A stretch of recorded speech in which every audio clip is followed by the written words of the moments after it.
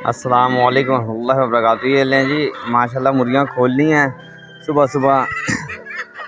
अभी ये इन्हीं को मैं रोटी के टुकड़े ले आया था घर से।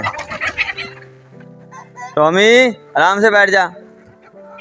अब वो मैं इन्हें डाल रहा हूँ। अब ये 5-6 घंटे ऐसी खुली फिरेंगी।